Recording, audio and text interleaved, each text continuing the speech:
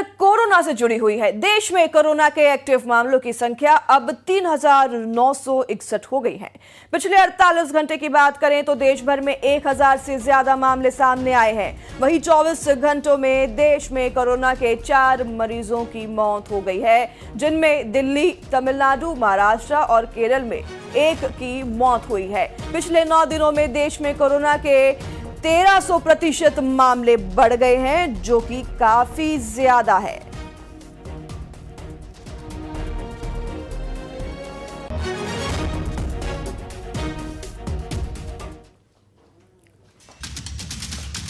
खबर बैतूल में, जहां नगर पंचायत अध्यक्ष के भतीजे की शराब ठेकेदार से पिटाई के मामले में अब पुलिस ने ठेकेदार और उसके साथियों पर अपहरण सहित अन्य गंभीर धाराओं में मामला दर्ज कर लिया है।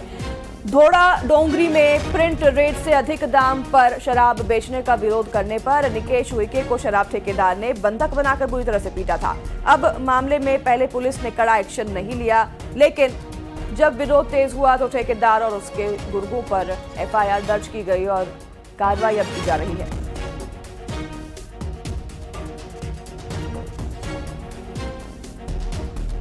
निकेश उइके हैं, अपने यहाँ बासन्या ढाना घोड़ा डोंगरी के रहने वाले। उन्होंने शिकायत की है कि मनीष शिवहरे और उसके कुछ साथियों ने उसके साथ मारपीट की है, जिस पर से पाथाखेड़ा और सांडी में अपराध पंजीबद्ध हो गया है। इसमें SC/ST की धाराएं अपन बढ़ा रहे हैं और जो है अगवा करने की धारा भी बढ़ाई जाएगी इसमें, और इसमें विवेचना की जा रही है।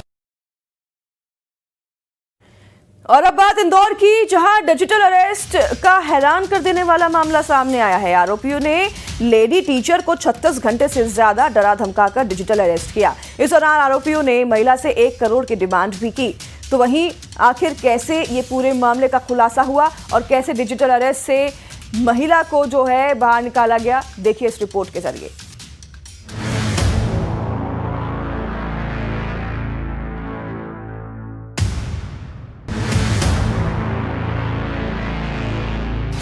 पचासी साल की बुजुर्ग, फोन पे मुझे बताया गया कि मेरे अगेंस्ट बहुत सारी FIRs हैं।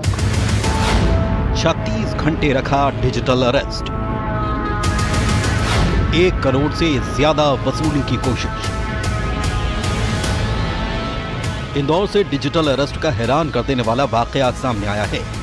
आरोपियों ने लेडी टीचर को 36 घंटे से ज्यादा डरा धमकाकर डिजिटल अरेस्ट किए रखा। इस दौरान आरोपियों ने महिला से 1 करोड़ रुपए की डिमांड की। लेडी टीचर इस कदर खौफजदा थी कि वो अपने परिवार से भी बात नहीं कर सकी। फोन पे मुझे बताया गया कि मेरे अगेंस्ट बहुत सारी FIRs हैं और नरेश गोयल नाम के व्यक्ति से मेरी मुलाकात थी और मैं उनके साथ उनके प्रोजेक्ट में काम कर रही थी। मेरा एक फेक अकाउंट उन्होंने बनाया था कैनरा बैंक में, उसके लिए वो पूछताछ कर रहे थे कि आपका अकाउंट है, ये प्रूवन है। मैंने कहा नहीं है मेरा अकाउंट, मेरा कोई अकाउंट नहीं है मुंबई में।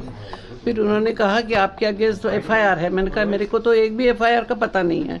फिर उन्होंने कहा उस अकाउंट से बहुत करोड़ों का लेन देन हुआ है, तो आपको तुरंत पुलिस स्टेशन आना है, कोलाबा पुलिस स्टेशन। मतलब मनी लॉन्ड्रिंग की बात, मनी लॉन्ड्रिंग, ह्यूमन ट्रैफिकिंग, पता नहीं और भी बहुत सारी बातें उन्होंने की उस प्रोजेक्ट। तो आप डर के मारे का बैंक चले गए कि पैसा देने वाली थी आप? हाँ, दूसरे दिन में तो पैसा देने चली गई थी और इन लोगों को सबको मैंने मना कर दिया कि कोई बात नहीं करेगा। इवन मेरे बेटे ने मेरे को इतना बोला नहीं देना किसी को, तो भी उनको भी मैंने बात करी थी। अच्छा, वीडियो कॉल पे कितने लोग आते थे आपके सामने? एक व्यक्ति सिर्फ। अधिकारी बन के आते थे? अधिकारी, हाँ, सारे अधिकारी। और अब आपको बताते हैं कि कैसे साइबर ठगों ने महिला को अपना शिकार बनाया। साइबर ठग खुद को बता रहे थे पुलिस अधिकारी। वीडियो कॉल के जरिए महिला से जुड़े, परिवार से बात न बताने को कहा। बच्चों को बात बताने पर उन पर भी जांच का डर बनाया। ठगों की बातों से डरकर बैंक पहुंची महिला। बैंक मैनेजर से FD तोड़वाने की कही बात। बैंक मैनेजर ने की महिला की मदद। पुलिस को दी गई पूरी घटना की जानकारी। इनके पास जो FD थी, जो सेविंग बैंक में FD थी, 4 दिन पहले ही बनवाई थी उन्होंने। उनको तोड़ने के लिए 2 बार वो बैंक पहुंची, लेकिन SBI बैंक के जो मैनेजर हैं पुष्पांजलि गुप्ता, उनके द्वारा समझ में आ गया था और घबराहट थी, तो उन्होंने बोला कि अभी सर्वर डाउन है। उनको वापस किया, तुरंत मुझे फ़ोन किया।